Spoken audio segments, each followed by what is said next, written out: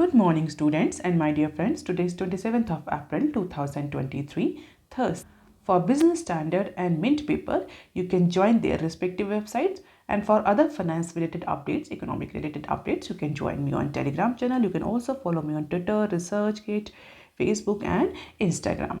इसी Telegram channel पर daily financial express की फ्री पीडीएफ भी अपलोड होती है। इसके अलावा इसी टेलीग्राम चैनल पर डेली आपको बिजनेस स्टैंडर्ड, मिंट और इकोनॉमिक टाइम्स की न्यूज़ हेडलाइंस की सेपरेट नोटिफिकेशन भी मिल जाती है। तो अगर आप किसी भी कॉम्पिटिटिव एग्जाम की तैयारी कर रहे हैं तो ये टेलीग्राम चैनल आपके लिए यूजफुल हो सकता है। रिकमेंडेड प्ले स्पीड है इस वीडियो की 1.25x। Thought of the day is we all have a strategic plan, it is called doing things. और आज के मिंट पेपर की अप्रॉक्सीमेटली 7 इंपॉर्टेंट न्यूज़ हेडलाइंस हैं। बिजनेस स्टैंडर्ड की अप्रॉक्सीमेटली 15 इंपॉर्टेंट न्यूज़ हेडलाइंस हैं और आज के डिस्कशन में हम 11 न्यूज़ आर्टिकल्स कवर करेंगे। तो स्टार्ट कर लेते हैं आज के पहले आर्टिकल से, जो कि मिंट के पेज नंबर 1 पर दिया हुआ है। SBI seek oil data to avoid sanction risk.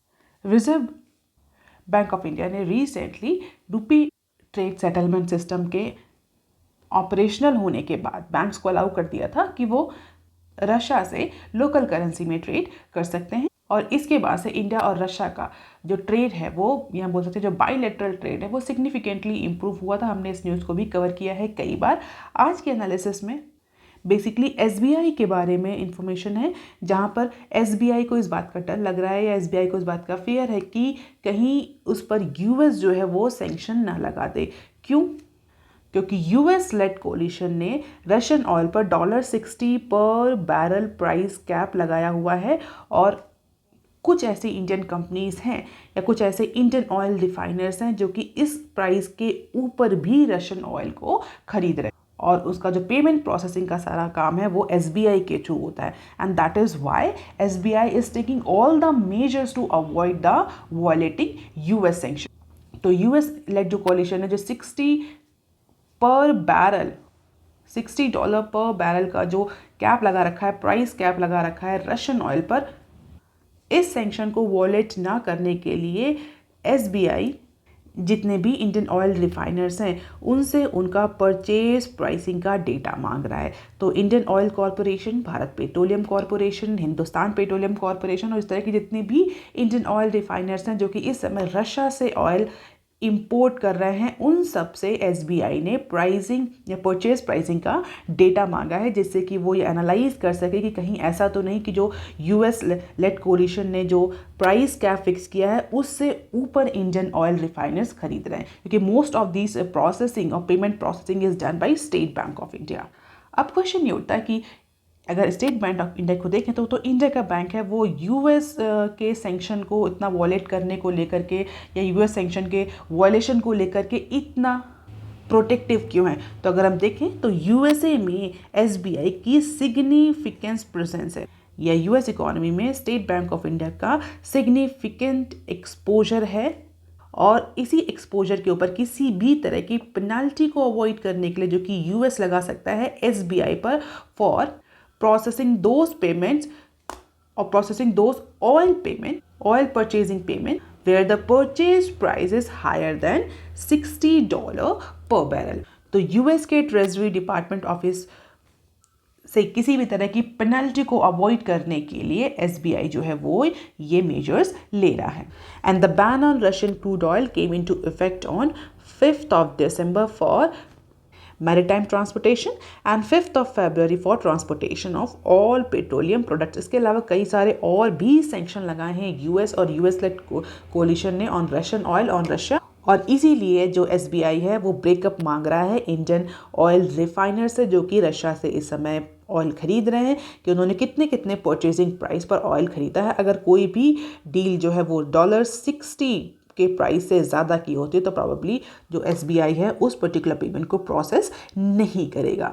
हालांकि अभी तक SBI के लिए कोई ऐसा डायरेक्टिव नहीं आया है OFAC से, लेकिन जिस तरीके से UAE को डायरेक्टिव इशू किए गए थे लोकल करेंसी दिरहम में ट्रेड करने के लिए, उसको लेकर के भी SBI जो है वो कॉशियस है। So this is refiner risk and in order to mitigate any sort of penalty from USA, the now all Indian oil importers are being asked to submit their purchasing price data to SBI.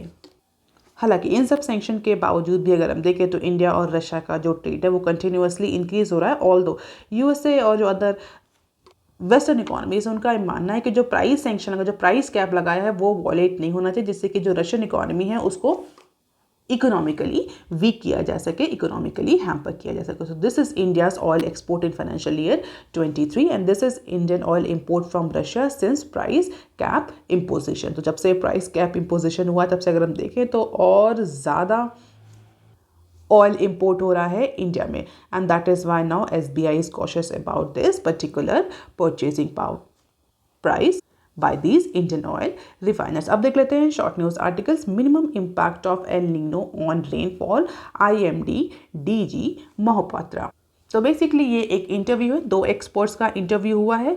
एक expert के according जो El Nino का impact है वो Indian rainfall पर minimum रहेगा। इस news को हम पहले भी कवर कर चुके हैं कि because of the 2 local geographical pattern of weather pattern, Indian Ocean dipole और नॉर्दर्न हेमिस्फीयर आइसिंग कवर, इनकी वजह से जो एल नीनो जनरेट हो रहा है पैसिफिक ओशन पर, उसका इम्पैक्ट इंडिया के रेनफॉल अमाउंट पर, मानसून पर कम देखने को मिलेगा, ऐसा IMD ने कहा था। हालांकि स्काईमेट के प्रोजेक्शन के अकॉर्डिंग जो एल नीनो जनरेट हो रहा है, जो एल नीनो की कंडीशंस, जो El Nino weather pattern generate हो रहा है पैसिफिक ओशन पर, उसका इम्पैक्ट इंडिया के रेनफॉल पर हमें देखने को मिलेगा। सिग्निफिकेंट इम्पैक्ट देखने को मिलेगा। कई सारे एरियाज में ड्राउट की सिचुएशन भी जनरेट हो सकती है एज पर द IMD, और जो रेनफॉल है वो एवरेज से बिलो रहेगा एज पर स्काईमेट। लेकिन IMD का थोड़ा सा प्रोजेक्शन इसके अलग है। IMD का ये कहना है कि एल नीनो की कंडीशंस तो जनरेट होंगी बट उसका इम्पैक्ट रेनफॉल पर मिनिमम रहेगा, क्योंकि 2 local weather pattern, Indian Ocean dipole और नॉर्दर्न हेमिस्फीयर आइसिंग कवर की वजह से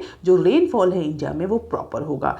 अब जो दूसरा इंटरव्यू है उसमें भी इंडिया के मॉनसून की बात करी गई। ये जो इंटरव्यू है ये स्काईमेट के मैनेजिंग डायरेक्टर का है। ये जो पहला इंटरव्यू है ये IMD के ऑफिशियल्स का है, जो IMD के DG हैं उनका है, और ये स्काईमेट का, क्योंकि दोनों को ही प्रोजेक्शन थोड़ा सा डिफरेंट है, इसलिए दोनों के ही इंटरव्यू को साथ साथ पब्लिश किया है आज मिंट ने। तो IMD के अकॉर्डिंग अभी भी IMD का कहना है कि there are 60% chances of drought this year because of the El Nino condition. तो स्काईमेट का ये कहना, नॉट IMD, स्काईमेट का ये कहना है कि एल नीनो की वजह से इंडियन मानसून जो है वो एवरेज से कम रहेगा, और इस बात के 60% से ज़्यादा चांसेस हैं कि इंडिया में कई एरियाज़ में हमें सूखे की सिचुएशन या ड्राउट की सिचुएशन देखने को मिल सकती है। तो IMD और स्काईमेट अगर दोनों की ही प्रोजेक्शंस को देखें तो दोनों के प्रोजेक्शन में डिफरेंस है। आगे आने वाले टाइम में पता चलेगा कि किसका प्रोजेक्शन कितना एक्यूरेट है। अब देख लेते हैं article number 1 that is given on Business Standard page number 4। Government likely to tweak SEZ rule for better land.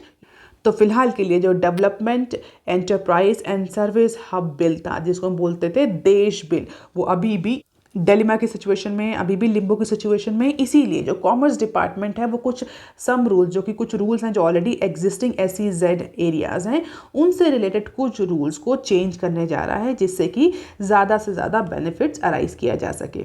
तो अब क्वेश्चन ये उठता है कि अगर देश बिल जो है वो अभी पास नहीं हुआ है तो जो already existing special economic zone है उनसे कैसे मैक्सिमम बेनिफिट है, उससे कैसे मैक्सिमम इन्वेस्टमेंट उनमें कैसे लाया जाए। और इसलिए जो कॉमर्स डिपार्टमेंट है वो लैंड यूज़ को लेकर के, जो आइडल लैंड पड़ी है स्पेशल इकोनॉमिक जोन एरियाज़ के पास, SEZ के पास, उस अनयूज्ड लैंड को यूज़ करने के लिए कुछ स्पेशल प्रोविजंस, कुछ स्पेशल रूल लेकर आ रहा है कॉमर्स डिपार्टमेंट। हालांकि अभी ये रूल केवल प्रपोजल स्टेट में है। अगर ये फाइनलाइज हो जाते हैं तो डेफिनेटली जो स्पेशल इकोनॉमिक जोन है उनको अलाउ हो जाएगा कि वो अपनी अनयूटिलाइज स्पेस जो कि IT और ITES में है उनके पास, उसको नॉन SEZ पर्पस के लिए यूज़ कर पाएँ। तो ऐसी कोई भी लैंड या ऐसा कोई भी स्पेस जो कि SEZ यूज़ नहीं कर पा रहे हैं फॉर स्पेसिफाइड पर्पस, तो इस और वो जो लैंड है, वो जो स्पेस है वो अनवायबल पड़ा हुआ है, मतलब फाइनेंशियली उससे कोई भी बेनिफिट या कोई भी वैल्यू या कोई भी प्रॉफिट नहीं निकल रहा है, तो उस लैंड और स्पेस को नॉन SEZ पर्पस के लिए यूज़ करना अलाउ कर दिया जाएगा इन स्पेशल इकोनॉमिक जोन्स को। और ऐसा माना जा रहा है कि if this particular rule has been implemented, this will free up the land area that is not in demand through partial denotification of certain floors और building। और इससे क्या होगा, जो SEZ है, जो स्पेशल इकोनॉमिक जोन है, उनके लिए थोड़ा सा ईज आउट हो जाएगा इन अनयूटिलाइज स्पेसेस को, अनयूटिलाइज लैंड को नॉन SEZ पर्पस के लिए यूज़ करना, और वो लैंड, वो स्पेस, वो असेट जो है वो फाइनेंशियली वायबल भी हो जाएगा और प्रॉफिट जनरेट भी हो करेगा आगे आने वाले टाइम। हालांकि अभी जो डिपार्टमेंट ऑफ कॉमर्स है वो रिवेन्यू डिपार्टमेंट से इस मैटर को लेकर के डिस्कस कर रहा है कि जो स्पेशल इकोनॉमिक जोन एक्ट 2005 है उसमें कैसे कैसे चेंजेस लाए जा सकते हैं और कितना फीजिबल है इन चेंजेस को लाना। तो बेसिकली पूरी एनालिसिस अभी चल रही है और इसको इमरजेंसी या मिशन मोड पे जो है वो कॉमर्स डिपार्टमेंट इंप्लीमेंट करना चाहता है, क्योंकि अगर हम देश बिल की बात करें तो देश बिल में इस अनयूटिलाइज्ड स्पेस को लेकर के ऑलरेडी एक प्रोविजन था।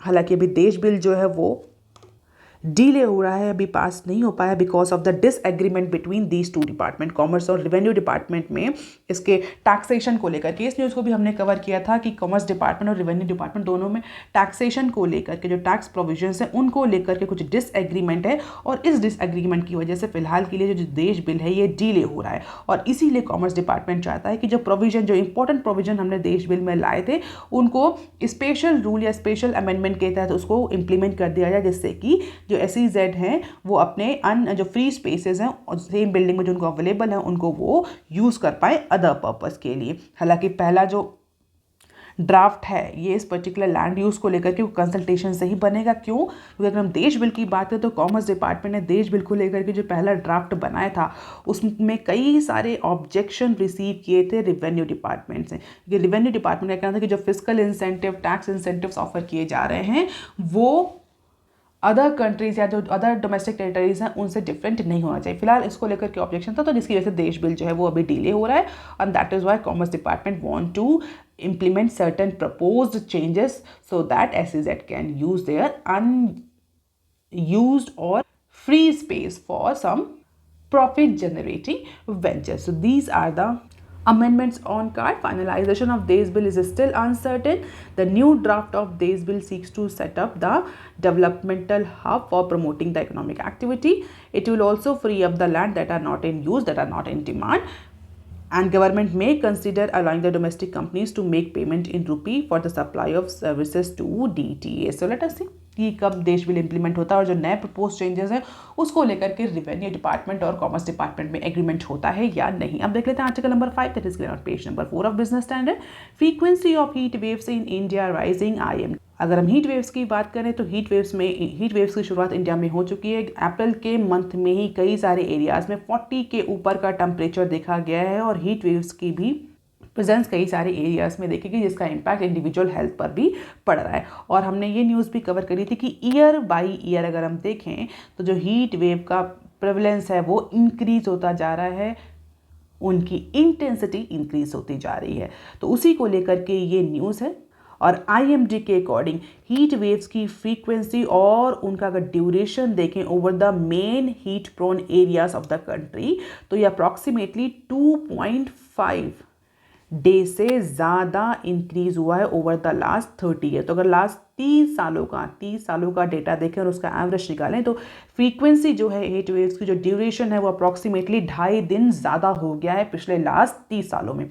और इसका रीज़न जो IMD दे रहा है वो ये है ग्लोबल वार्मिंग। सीधा ग्लोबल वार्मिंग का इम्पैक्ट हमें इंडिया के हीट वेव्स अक्रेंस, ड्यूरेशन और फ्रीक्वेंसी पर देखने को मिल रहा है, ऐसा मानना है IMD या इंडियन मेट्रोलॉजिकल डिपार्टमेंट का। तो डेटा एनालिसिस करने के बाद उन्होंने पाया कि 30 साल में 2.5 दिन ज़्यादा अब हम हीट वेव्स फेस कर रहे हैं। उसका जो एवरेज है वो 2.5 दिन ज़्यादा है। ऑन द अदर हैंड अगर कोल्ड वेव्स की बात करी जाए तो कोल्ड वेव्स जो है वो डिक्लाइन कर रही हैं due to higher minimum temperature. तो जो मिनिमम टेम्परेचर कोल्ड डेज में होता है या जो ठंडियों में इंडिया में होता है वो जो एवरेज मिनिमम टेम्परेचर होता है वो अब इंक्रीज होता जा रहा है ईयर बाय ईयर। तो जो कोल्ड वेव्स हैं वो डिक्लाइन कर रही है, उनकी फ्रीक्वेंसी डिक्लाइन कर रही है, उनका ड्यूरेशन डिक्लाइन कर रहा है। और जबकि जो हीट वेव्स हैं ईयर बाय ईयर उनकी फ्रीक्वेंसी इंक्रीज कर रही है, ईयर बाय ईयर उनका ड्यूरेशन इंक्रीज कर रहा है और 2.5 दिन से ज़्यादा का ड्यूरेशन हो गया है in last 30 years, and this is all because of the global warming situation. तो इंडियन मेट्रोलॉजिकल डिपार्टमेंट ने एक पेपर पब्लिश किया है, meteorological monograph, heat and cold waves in India, process and predictability. और अगर यही सिचुएशन आगे भी कंटिन्यू रही, यानी जो समर सीजन में हमें जो हीट वेव्स ज़्यादा देखने को मिलती है, विंटर सीजन में जो हमें कोल्ड वेव्स कम देखने को मिले, तो डेफिनेटली इंडिया के बहुत सारे एरियाज, बहुत सारे सेक्टर में इसका इम्पैक्ट हमें देखने को मिलेगा, चाहे वो एग्रीकल्चर हो, चाहे वो किसी भी अदर तरह की इकोनॉमिक एक्टिविटीज़ हो। और जिस तरीके से हीट वेव्स की फ्रीक्वेंसी और ड्यूरेशन इंक्रीज हो रहा है, this is a alarming situation for India as well as for the globe. So this paper is released earlier this week. और अगर हीट वेव्स के बारे में बात करें तो जनरली जो हीट वेव्स होती है मार्च से जून के मंथ में हमें देखने को मिलती है, इस ड्यूरेशन में देखने को मिलती है। किस किस एरिया में देखने को मिलती है? सेंट्रल और नॉर्थ वेस्टर्न इंडिया में, जिसको हम हीट वेव जोन के नाम से भी जानते हैं इसमें, और coastal areas of Andhra Pradesh and Orissa. तो इन 2-3 एरियाज में मार्च से जून के पीरियड में हमें हीट वेव्स का प्रेवलेंस या अकरेंस देखने को मिलता है। अब क्वेश्चन उठता है कि हीट वेव्स क्या है? तो as per the meteorological department, if the maximum temperature is above than 40 degrees Celsius and 4.5 degrees Celsius above normal, then this situation is called as heat wave। और अभी हमने डिस्कस भी किया कि कई सारे एरियाज में अप्रैल के मंथ में ही हमें 40+ टेम्परेचर देखने को मिल रहा है, स्पेशली नॉर्दर्न एरियाज में, नॉर्दर्न इंडिया में जो एरियाज है वहाँ पर। तो अगर 40 के ऊपर का टेम्परेचर होता है और 4.5 डिग्री सेल्सियस अपने नॉर्मल टेम्परेचर से ज़्यादा होता है, तो वो सिचुएशन हीट वेव्स कहलाती है as per the meteorological department. And severe heat waves are declared when the temperature is above 40 degree Celsius and average temperature is more than 6.5 degree Celsius. यानी जो एवरेज टेम्परेचर है वो 6.5 degree Celsius से ज़्यादा होता है, तो उस सिचुएशन को बोलते हैं सीवियर हीट वेव। तो heat waves 40 + 4.5 degree Celsius average temperature और मोर देन एवरेज टेम्परेचर, और सीवियर में 6.5 हो जाता है। तो दोनों सिचुएशन, हीट वेव्स और सीवियर हीट वेव्स का impact individual health, agriculture productivity और अदर इंडस्ट्री पे क्लियरली देखने को मिलता है। और IMD ने जो रिसेंट एक्सट्रीम क्लाइमेट कंडीशंस को लेकर के जो रिपोर्ट पब्लिश करी है, that is also very alarming situation for India. अब देख लेते हैं article number 6, that is given on page number 6 of Business Standard. Cabinet note to national medical devices policy. तो फाइनली सेंटर ने वेडनेसडे को national medical device policy 2023 को approval दे दिया है। और ये अगर हम देखें नेशनल मेडिकल डिवाइस पॉलिसी लाने की अगर वजह देखें, तो पैंडेमिक में जिस तरीके से जो मेडिकल डिवाइसेस थे, मेडिकल इक्विपमेंट्स थी, जिस तरह से उनकी शॉर्टेज देखने को मिली थी, तो उस समय ही गवर्नमेंट ने ये रियलाइज किया कि India require certain medical device policy, और उसी को लेकर के फाइनली वेडनेसडे को जो पहला ड्राफ्ट है नेशनल मेडिकल डिवाइस पॉलिसी 2023 का, उसको फाइनल अप्रूवल मिल गया है। और जो मेन एम है, जो मेन ऑब्जेक्टिव है इस डिवाइस पॉलिसी का, मेडिकल डिवाइस पॉलिसी का, वो ये है कि 10 से 12% शेयर अचीव किया जाए। किस में अचीव किया जाए? Growing global market over the next 25 years. तो ग्लोबल लेवल पे या ग्लोबल मार्केट में इंडिया का मेडिकल डिवाइस के सेक्टर में 10 से 12% का मार्केट शेयर हो आगे आने वाले 25 सालों में। तो इंडिया को सेल्फ रिलायंट बनाना है मेडिकल डिवाइस के केसेस में, सेल्फ सफिशिएंट बनाना है, जिससे कि हमारा जो डिपेंडेंसी है अदर कंट्रीज़ पर वो रिड्यूस हो सके और पैंडेमिक और एंडेमिक सिचुएशन में हम प्रॉपरली मैनेजमेंट कर सकें। और इसके अलावा एक इम्पॉर्टेंट सप्लाई चेन पार्टनर के फॉर्म में भी इंडिया को इमर्ज करना है। तो आने वाले 25 सालों में इंडिया मेडिकल डिवाइसेस की फील्ड में इन्वेस्टमेंट को इम्प्रूव करेगा, प्राइवेट इन्वेस्टमेंट भी अट्रैक्ट करेगा, जिसकी वजह से 10 से 15% एक्सपोर्ट में शेयर इंडिया का देखने को मिल सकता है। अब क्वेश्चन उठता है कि अभी कितना शेयर है? अगर हम करंट शेयर की बात करें तो ग्लोबल मेडिकल डिवाइसेस मार्केट में इंडिया का जो करंट शेयर है दैट इज 1.5%, यानी 1.5% एक्सपोर्ट, टोटल एक्सपोर्ट इंडिया कर पाता है among 100% export of medical devices और डिफरेंट मेडिकल डिवाइसेस। और अगर हम अभी टोटल इंडिया में बात करें कि जो इंडिया में मेडिकल डिवाइस सेक्टर है वो 2030 तक कितना वैल्यूएशन एंटिसिपेट कर रहा है, तो मेडिकल डिवाइस सेक्टर जो है वो अप्रॉक्सीमेटली $11 बिलियन से इंक्रीज होकर के $50 बिलियन हो जाएगा। कब तक? 2030 तक। और डेफिनेटली अगर इस स्पीड से ग्रो कर रहा है मेडिकल डिवाइस का सेक्टर तो इंडिया के लिए भी ये एक बहुत बड़ी अपॉर्चुनिटी है। तो बेसिकली एक होलिस्टिक पॉलिसी फ्रेमवर्क के तहत नेशनल मेडिकल डिवाइस पॉलिसी 2023 को इम्प्लीमेंट किया गया है और गवर्नमेंट का क्लियर फोकस है कि किस तरीके से इस पर्टिकुलर सेक्टर में ग्रोथ को एक्सेलरेट किया जाए। और ऐसा नहीं है कि सिर्फ इसमें कोई या दो मिनिस्ट्रीज इन्वॉल्व हैं, कॉम्प्रिहेंसिव फोकस है गवर्नमेंट का कि जितनी भी मिनिस्ट्रीज हैं जिसका या गवर्नमेंट डिपार्टमेंट्स हैं जो कि इस पर्टिकुलर मेडिकल डिवाइस पॉलिसी से डायरेक्टली अनडायरेक्टली रिलेटेड हैं, वो कोऑर्डिनेटेड फॉर्म में काम करें। Centre has already initiated the implementation of PLI scheme for medical devices, जो हम कवर कर चुके हैं। और इसी PLI स्कीम के तहत गवर्नमेंट जो है वो 4 मेडिकल डिवाइसेस पार्क जो है वो सेटअप करने जा रहा है। कहाँ कहाँ? हिमाचल प्रदेश, मध्य प्रदेश, तमिलनाडु और उत्तर प्रदेश। तो इन 4 स्टेट में 4 मेडिकल डिवाइसेस पार्क सेटअप किए जाएंगे। सेंट्रल ने ऑलरेडी इस प्लान को अप्रूवल दे दिया है अंडर PLI स्कीम। तो PLI स्कीम भी लॉन्च कर दी है गवर्नमेंट ने, पहले ही लॉन्च कर दी थी मेडिकल डिवाइसेस में सेल्फ सफिशिएंसी को अचीव करने के लिए। और अब नेशनल मेडिकल डिवाइस पॉलिसी 2023 भी आ गई। तो कोऑर्डिनेटेड मैनर में ऐसा कहा जा रहा है कि जितनी भी ministries, states, government departments involve हैं वो कोऑर्डिनेटेड फॉर्म में, फोकस्ड फॉर्म में नेशनल मेडिकल डिवाइस पॉलिसी 2023 के ऑब्जेक्टिव्स को अचीव करने के लिए काम करेंगे। So these are the key highlights. 20% share in the global market in upcoming 25 years, aims to take sector to $50 billion by 2030. और 4 मेडिकल डिवाइसेस पार्क के अलावा 26 और प्रोजेक्ट भी अप्रूव करे हैं कमेटी ने, जिसमें अप्रॉक्सीमेटली 1206 करोड़ का इन्वेस्टमेंट होगा। अप्रॉक्सीमेटली 714 करोड़ का इन्वेस्टमेंट जो है वो अभी तक हो चुका है। तो 1206 करोड़ में से 714 करोड़ का इन्वेस्टमेंट अभी हो चुका है under the medical device PLI scheme, और गवर्नमेंट इसको और एम्बिशियसली जो है वो वर्कआउट कर रही है। अब देख लेते हैं short news articles. RCAP auction 2.0, ₹9.6K crore offer by Hinduja Solbit. तो हिंदुजा ग्रुप जो है वो एक सोल पार्टिसिपेंट बन के सामने आए in the second round of auction. तो जो बैंक करप्ट कंपनी कौन सी? रिलायंस कैपिटल, जिसको हम शॉर्ट फॉर्म में RCAP भी बोलते हैं। तो RCAP का ऑप्शन वेडनेसडे को हुआ, जिसमें हिंदुजा ग्रुप जो है वो एक अकेला पार्टिसिपेंट था। सेकेंड राउंड ऑफ ऑक्शन था। हिंदुजा ग्रुप ने अप्रॉक्सीमेटली 9,650 करोड़ की बिड लगाई है, upfront payment to the lender to the debt ridden company.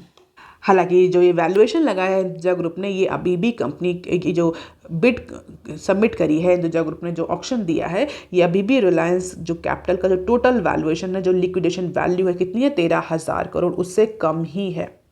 और इससे पहले का जो फर्स्ट राउंड ऑफ ऑक्शन की बात करें तो फर्स्ट राउंड ऑफ ऑक्शन में 2 कंपनीज थे, एक तो हिंदुजा और एक दो टोरेंट। टोरेंट ने फर्स्ट राउंड ऑफ ऑक्शन में अप्रॉक्सीमेटली 8,640 करोड़ का ऑक्शन दिया था।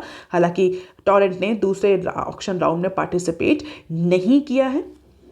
और ऐसा कहा जा रहा था कि जो अमेरिकन पावर हाउस है ओक ट्री, वो भी पार्टिसिपेट कर सकता है। तो ओक ट्री और टोरेंट ने फिलहाल के लिए सेकेंड राउंड में पार्टिसिपेट नहीं किया, सिर्फ हिंदुजा ग्रुप ने पार्टिसिपेट किया है और 9,650 करोड़ का जो अमाउंट है वो लगाया है RCAP के लिए। सो लेट अस सी कि डील फाइनलाइज होती है कि नहीं। आप देख लेते हैं नेक्स्ट क्लिप।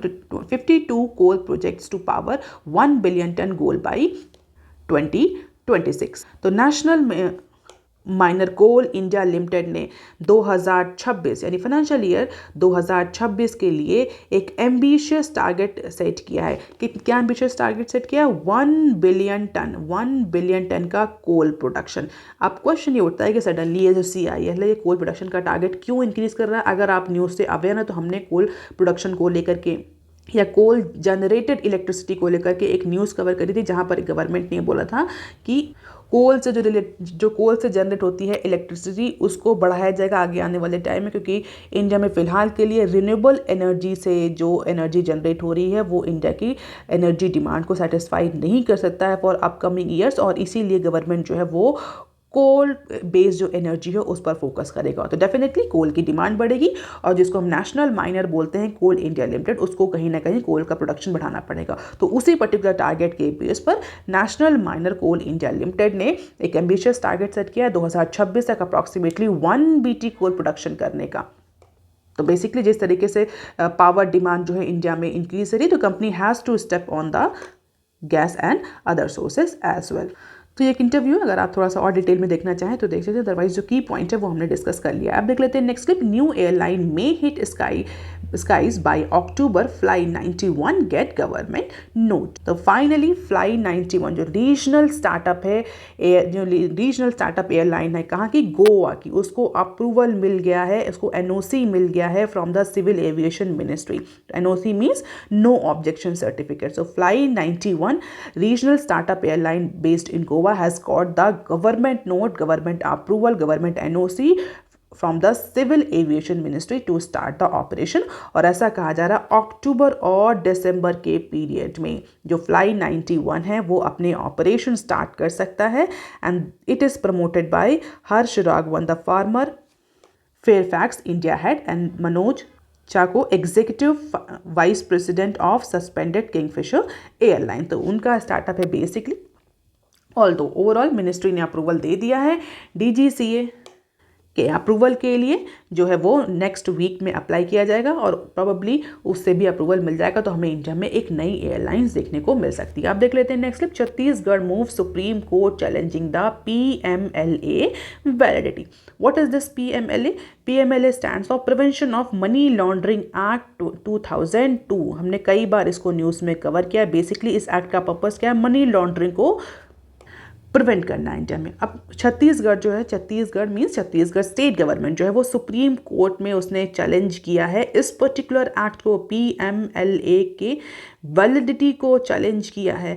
क्यों चैलेंज किया है? छत्तीसगढ़ का ये कहना है कि इट गिव्स अनब्रिडल्ड पावर, एक अनकंट्रोल्ड अनलीस्ड पावर देता है किसको? इन्फोर्समेंट डायरेक्टरेट को, डायरेक्टरेट ऑफ इन्फोर्समेंट को या ED को, for torturing, abusing, man handling the official in the grab of conducting the investigation. तो छत्तीसगढ़ गवर्नमेंट का ये कहना है कि ED को अननेसेसरी पावर मिलती है PMLA से, जिसकी वजह से ED कहीं भी किसी भी स्टेट में ऑफिशियल्स को जो है वो हैरेस कर सकते हैं, उन्हें इन्वेस्टिगेट कर सकते हैं, उन्हें टॉर्चर कर सकते हैं on the back of investigation, on the context of investigation. क्या हम इन्वेस्टिगेशन कर रहे हैं मनी लॉन्ड्रिंग का, और इससे कई सारे ऑफिशियल्स को जो है वो हैरेस किया जाता है. तो Chhattisgarh government has requested the supreme court to intervene using its power granted by the constitutional article 131 which allow it to decide on interstate और सेंटर स्टेट डिस्प्यूट. तो कॉन्स्टिट्यूशन के आर्टिकल नंबर 131 में सुप्रीम कोर्ट को power दी गई है कि अगर सेंटर और स्टेट के बीच में कोई डिस्प्यूट होता है, स्टेट्स और स्टेट्स के बीच में कोई डिस्प्यूट होता है तो उसमें इंटरवीन कर सकती है सुप्रीम कोर्ट. इसी आर्टिकल को इन्वोक करते हुए जो छत्तीसगढ़ गवर्नमेंट है उसने सुप्रीम कोर्ट में बोला है कि जो prevention of money laundering act है उसके कुछ प्रोविजंस जो हैं वो वैलिड नहीं है, उनको रिमूव करने की, उनको रिकंसीडर करने की बात है. It said that section 50 with section 63 of PMLA Act violate the right of individuals against the self-discrimination, as ED is empowered to call any person anytime for this prevention of money laundering act. So let us see what decision Supreme Court will take. अब देख लेते हैं next clip. Remove any tax on electricity generation, states told. Ministry of power ने states को बोला है कि किसी भी तरह का टैक्स इम्पोज ना किया जाए, किसी भी तरह की ड्यूटी इम्पोज ना करी जाए. किन पर? जेनकोस पर. किस तरह की gencos? Gencos stands for generating companies, या जो ऐसी कंपनी जो कि इलेक्ट्रिसिटी जनरेट कर रही हैं, या हम बोले इस फंक्शन पर इलेक्ट्रिसिटी जनरेशन में किसी भी तरह का टैक्स या ड्यूटी इम्पोज ना करी जाए, स्पेशली फ्रॉम हाइड्रो प्रोजेक्ट. तो हाइड्रो पावर प्रोजेक्ट से जो इलेक्ट्रिसिटी जनरेट हो रही है उस इलेक्ट्रिसिटी जनरेशन पर किसी भी तरह का टैक्स या ड्यूटी इम्पोज ना करे सेंटर स्टेट गवर्नमेंट. और अगर कुछ ऑलरेडी है इम्पोज तो उसको इमीडिएटली जो है वो विड्रॉ कर लिया जाए. तो सेंट्रल गवर्नमेंट ने नोटिस इशू किए हैं सम स्टेट्स गवर्नमेंट को जो कि किसी भी तरह का टैक्स ड्यूटी इम्पोज कर रहे हैं on generation of electricity. Centre said this is illegal and unconstitutional to impose any sort of tax or duty on the electricity generated through hydropower. इसके अलावा अदर जो रिन्यूएबल सोर्सेस हैं, thermal, wind, solar, nuclear, इन पर भी किसी भी तरह की ड्यूटी लगाने के लिए गवर्नमेंट, सेंट्रल गवर्नमेंट ने मना किया. स्टेट्स को बोला है कि दिस इज अनकॉन्स्टिट्यूशनल और illegal, so that consumer get the cheapest power और cheapest electricity. And definitely it will help the states utilities to meet their demand in very cost effective manner. तो ये central government ने states government को direction दिए हैं. So that is all for today students. If you like the initiative, please share it among your friends, social circle. And that is all for today. Thank you. Have a nice day.